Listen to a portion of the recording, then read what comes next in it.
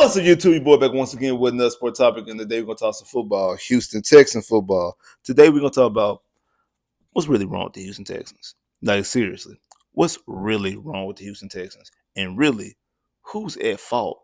And who's the real problem for the Houston Texans? We're going to break it down. Before we get in that, like I've been telling you before, man, if you're liking the content, make sure you're liking the channel. Make sure you're watching all the videos. Make sure you're watching all the videos, you liking all the videos, you commenting all the videos, you sharing all the videos on all social media platforms, Instagram, Twitter, Facebook, TikTok, Snapchat, any type of social media platform you use. Make sure you share it on the same social media platforms. Also, follow me on social media as well. The link in the description below. We're still trying to get this channel growing and growing. I can't do that without y'all help. So it means I need y'all to do your part. It means I need you to tell a friend, so they could tell a friend, so they could tell a friend, so then they could tell another friend, so then they could tell a friend and put them on game with the channel. Really, really appreciate that. Really, really appreciate that. Now, let's talk about it. Nobody saw this coming. Nobody saw this coming. Nobody saw this type of start for the Houston Texans. Nobody did. Even people who wasn't even all that, talking about the Texans, and then some people even had Indy or Jacksonville, whoever win division, didn't expect the Texans to start off the way that they started off. No one expected them to have this type of start. And really, who's really at fault? And then after the 0-3 start, 2 days later, you cut C.J. Gardner-Johnson. Cut him. You released him. No trade, no nothing, no rumblings about it. Just a full-fledged, hey, we got rid of him, we cut him. And after you just traded for him, and he was one of your big free agent acquisitions. He wasn't a free agent. He wasn't a free agent acquisition. He was a trade acquisition. But he was one of your offseason moves, one of your big offseason moves to shore up the safety spot, to shore up the secondary, to make the secondary even stronger because you needed safety play. I was one of the ones saying that we needed another safety via the draft. But so you made sure that go out there and get a C.J. Gardner-Johnson, the guy who had 5 interceptions in the last 3 years. He's been in the NFC. He's been in a Super Bowl, NFC Championship game, and then won the Super Bowl with the Eagles and with the Lions. So we were bolstering up the secondary, and this was the talk of the town, and talk about, hey, we're making one of our strongest units, if not our strongest unit, our secondary even stronger with C.J. Gardner-Johnson. And all it took was going 0-3, starting off 0-3, losing the first 3 football games for you to cut bait. Well, who's that really on? Is it on your general manager, Nick Caserio, who made the trade? Or is it on your head coach who signed off on you getting them and obviously signed off on you cutting them? Because at the podium, he's talked about it. He's up here talking about like that was his decision, nobody else's decision, that was his decision. Again, okay, this is your side of the football. This is your defense. This is your domain. And you get rid of this guy after 3 games.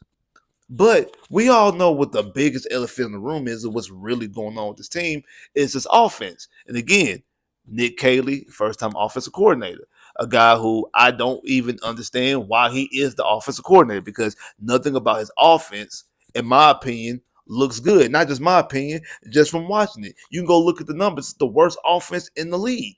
As far as scoring offense, they can't score more than 19 points a game. Like, this offense cannot score the football. They could not move the football at all. They have to be gifted situations. A block punt, you gain 0 yards. They have to kick a 50-some-odd-yard field goal. The touchdown that you get against Jacksonville, you only got it because the interception, you're on the 50-yard line, and you take a deep shot, you go out there, you score a touchdown, 50-yard touchdown. But other than that, the touchdown that Nick Chubb got, most people feel like Tampa Bay allowed Nick Chubb to score so they can get the football back, so then they can close out the game on their offense. So this offense looks inept. This offense looks anemic. This offense just looks bad. Scratch that. It's not bad. This offense is hot butter garbage because Nick Caserio, as an offensive coordinator, is complete hot butter garbage. There's nothing about his offense that is good. And I thought that you would need an experienced play caller. Part of this is because he's an unexperienced play caller. That's the reason why first couple games, he doesn't know how to give Nico the football, and he doesn't know how to get people like Xavier Hutchinson or Higgins or Noel on the field and get them going in the offense. Doesn't know how to get CJ into a rhythm because he doesn't know how to call plays. He's out there just calling plays. He doesn't have a pass to set up the run or have a run to set up the offense. He's just going out there just calling plays all willy-nilly. Doesn't even have a plan. It doesn't even seem like he has a scheme that he's going and setting things up. He's like out there just calling plays one after another, and no play goes in sync with the other. And the offense just looks clunky and unimpressive. It doesn't look good. And again, who is that on? Is that on Nick Caserio, the general manager, or the head coach, Demeco Ryans, who hired him? Again, Demeco Ryans says that's his hire. He hired Nick Caserio. And this is one of the points, okay, Demeco, do you understand what you are doing as a head football coach? Because Demeco Ryans acts like he's a defensive coordinator. Demeco Ryans acts like he's a defensive coordinator. He shows you every metric of a great coordinator that is not a good head coach. He shows you that. The reason why he shows you that, because his side of the football plays well. This side of the football that he's not used to, he doesn't have any interest in it. He has no interest on the offense side of football. He has no interest. He doesn't care. He has no understanding. I don't want to say understanding, but he doesn't know what's going on. I guess that would be understanding. He doesn't show an interest in it. He doesn't show that he cares about it. This is what he does. He's showing you this because someone asked me in one of my lives after the game, when do you think we'll see a Davis Mills? And I said, Davis Mills will not get on the football field. CJ will not get benched for Davis Mills, but not for what you think. Not because how you think, not because CJ miles better than Davis Mills and there's no reason for you to bench CJ Stroud. No. He won't get benched because I don't think Nick Caserio has the game to bench CJ Stroud, and Demeco Ryans does not bench offensive players. He doesn't. He doesn't. He didn't bench Kenyon Green last year. Kenyon Green got hurt twice, and then that's when Kenyon Green never got back on the field. He didn't bench DP 2 years ago. DP got hurt, and then Singletary took his job. The game he should have benched what's his name? Larry Tunsil in that Minnesota game last year when he was up and had consecutive false starts and illegal lining up and not lining up on the line of scrimmage and all those different things, went to the point that Minnesota denied the penalties. He got so many penalties in a row that Minnesota themselves denied the penalty just so they can go ahead and run the third down so they can get them on the field and punt because they kept on. They was going to just keep on going back and back and back, and they would have got another opportunity because the down wouldn't change. The distance changes, but the down wouldn't change. They're like, no, let's go ahead and get to the next down so we can go ahead and go and get up out of here and get our offense back on the field. Minnesota had to deny the penalty. That's when a head coach, hey, Larry Tunsil, sit down right here. Because today ain't your day, bro. Today ain't your day, bro. Today is not your day. So, hey, you're gonna sit right here beside me. You're gonna take a minute. You're gonna breathe, and we're gonna put somebody else out there. He does not show you that he has a lack. He has a lack of understanding the offense because Demeco Ryans, you were hired to be the head football coach. You're not hired to be the Texans DC. You weren't hired to be the Texans defensive coordinator. You decided to be the head football coach. It means you have to understand everything: offense, special teams, and defense. Not just defense, but your defense, special teams, and offense. All 53 players on the team are under you. You have to understand everything that's going on. So when you in the press conference and they ask you questions about Joe Mixon, and you like, I'm done answering this question. I don't want to ask about Joe Mixon. Talk about the defense. No, you DC. See, back in San Francisco, you have to ask questions about Chris McCaffrey. You have to ask questions about Deebo Samuels, about Brock Purdy, about Brandon Ayuk. You wasn't about Kerry Kittle. You wouldn't ask any of the questions about none of them offensive players. You wasn't asked about that. But you know who was? Shanahan was. Shanahan was asked about the players on defense, and he was asked about McCaffrey, and he was also asked about Bosa, because that's what happens when you're the head coach. You're in control of everything. You are operating that you're still the DC of the San Francisco 49ers, and all you want to talk about is what you want to talk about. Heavy the head that wears the crown. If you do not want to be in control of everything, just be the DC and don't take a head football coaching job. So you take a head football coaching job, you have to be in control of everything that goes around because you're the head football coach, which means you need to take caring and a liking to this offense. Why are you hiring an offensive coordinator that has zero experience in calling plays? That makes no sense, especially when you just did this experiment 2 years with Bobby. And you've seen what happened. And now this offense looks even worse. This offense is completely worse than the offense that we seen the last 2 years with Bobby. We seen flashes with Bobby. We ain't seen this with Nick Caserio. We haven't seen this with Nick Caserio. Nothing about this offense flashes. This offense is not a good offense. It's not. And you're the person that made the decision. Or did you? Because then you gotta look at Nick Caserio. Because we know he has a history with Nick Caserio. They both was in New England, same thing with Greg Popovich. They both went to the same college. He's known Nick Caserio for the last 20 years or 15 to 20 years of that notion. So we understand that. But then we gotta look at Nick Caserio, because like I said earlier about the Gardner Johnson cut. And that's another thing too, because like I said, like Demeco doesn't bench people on offense, he bench people on defense, because we seen them bench Todolos. We seen them bench C. Harris. We seen them bench Jalen Petrie. We seen them bench what's his name? Of the safety, Eric Murray. We seen Demeco bench those people, but he doesn't bench anybody on offense. And then you cut and let CJ Gardner Johnson walk. Well, when you look at Nick Caserio, now this cutting of CJ Gardner Johnson is bigger than just you cutting CJ Gardner Johnson. So what this means is all the way back in the 2022 NFL draft. Texans have the 13th pick in the draft. They moved back from 13 to 15 with the Philadelphia Eagles. The Philadelphia Eagles at pick 13 take Jordan Davis. Pick 14, the Baltimore Ravens take Kyle Hamilton. Pick 15, the Texans take Kenyon Green.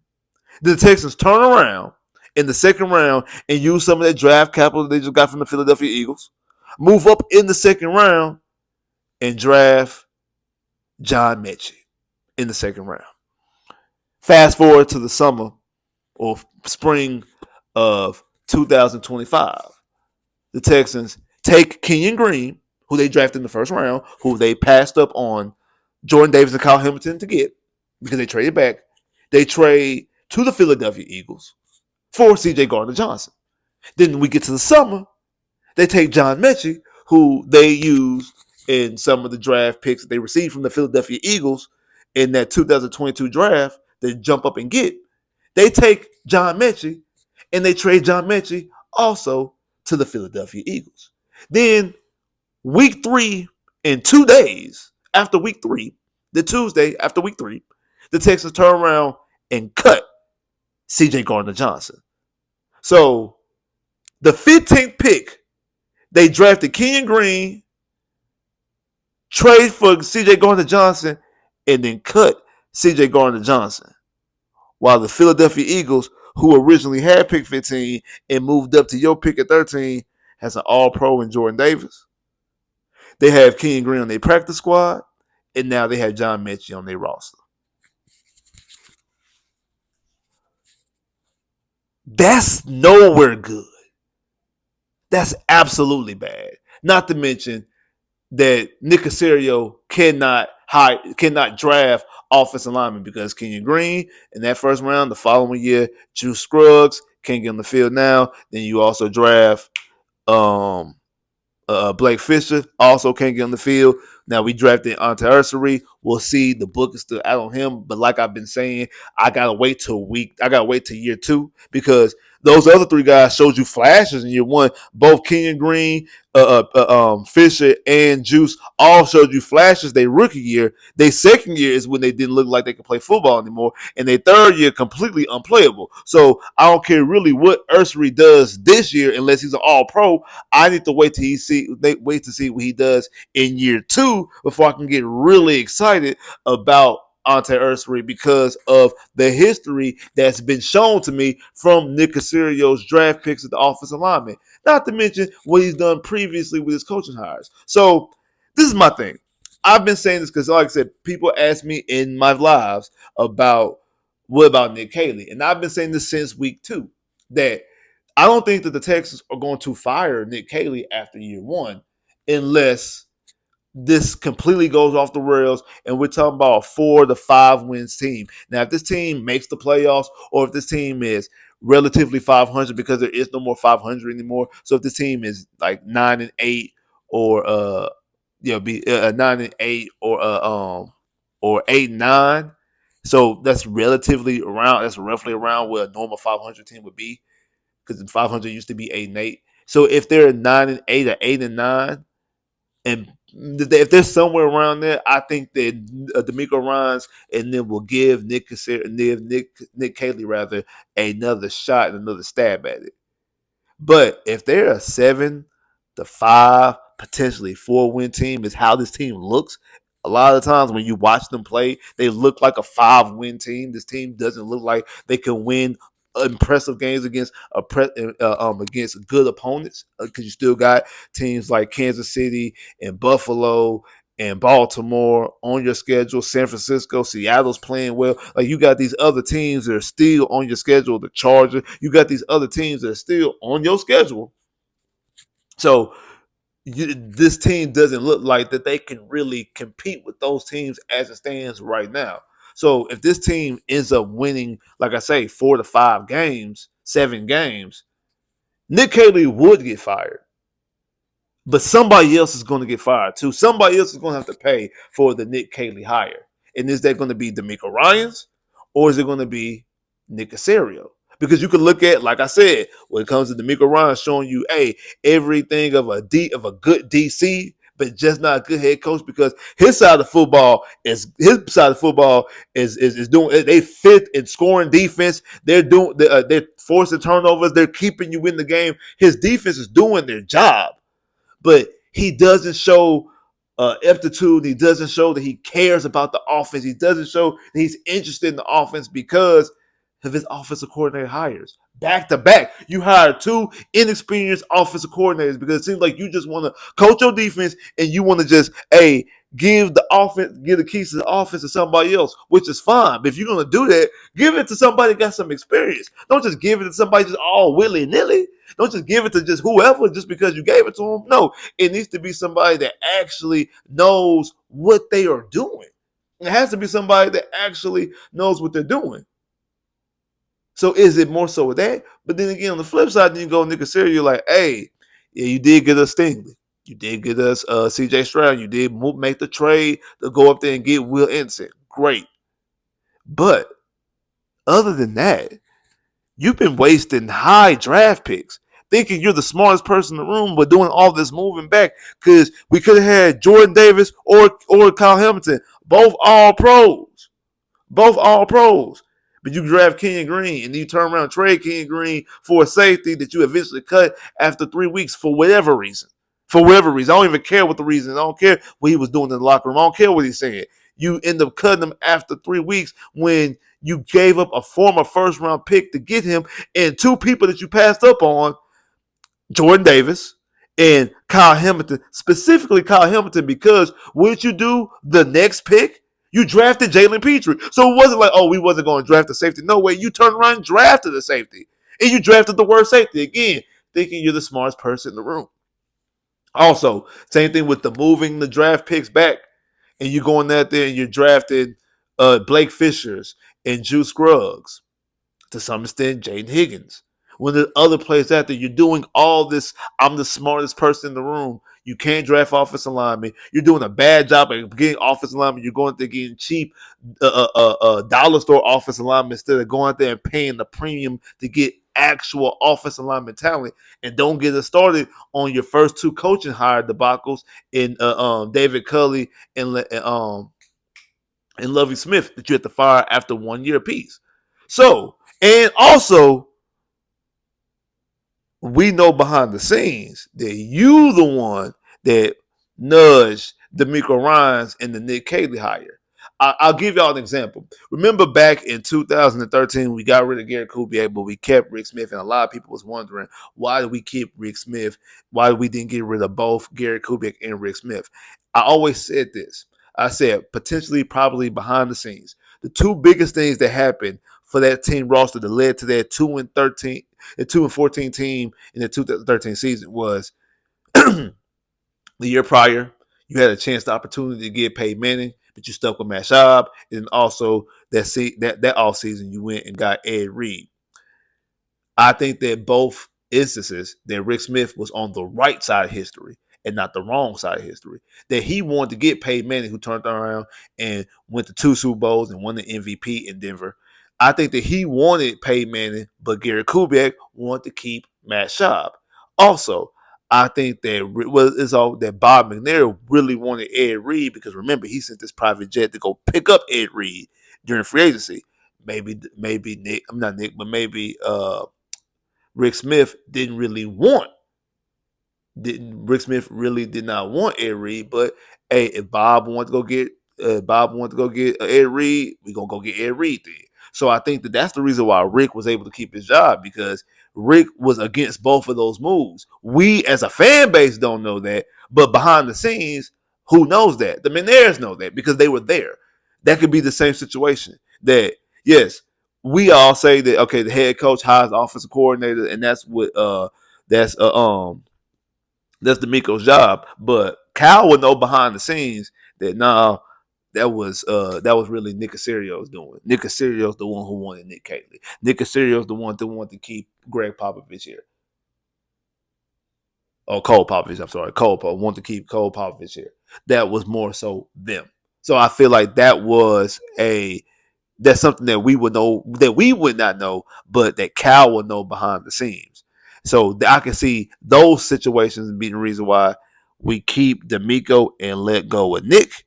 But then Cal can also say, we could just press reset and just start this whole thing. I don't think that's the case. My personal opinion, I think they get rid of Nick Catley and also get rid of Nick Caserio.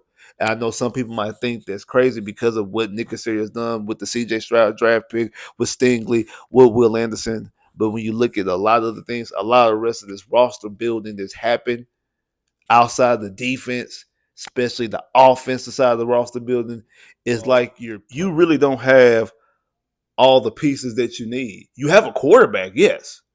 Even though the way he's looked of lately doesn't look like what you want him to look. But I also think a lot of it has to do with the scheme that he's in and also the players that he has around him. And that goes for the skill players as well. Nico Collins, yes. The rest of the skill players could really deserve to have an upgrade as well. I mean, like, let's be honest. We need guys with better separation. We need guys who are more explosive. We need guys with more juice and more capabilities and more splash plays. I think Woody Marks has the ability to do a lot of those things, but that's just one other person. And also, he's just a third down back. I don't know if Woody Marks can actually be a full-time back. You're going to need another back with him again. Joe Mixon will come back soon, hopefully. But some of this roster building offensively on the standpoint is Nick Caserio has not done his best job with. And I do think that Demeco allows Nick to handle that offense all there. And when it comes to the defense side of football, he's more so and more involved with the defense side of football. So I think that he needs to get a person on his offensive staff.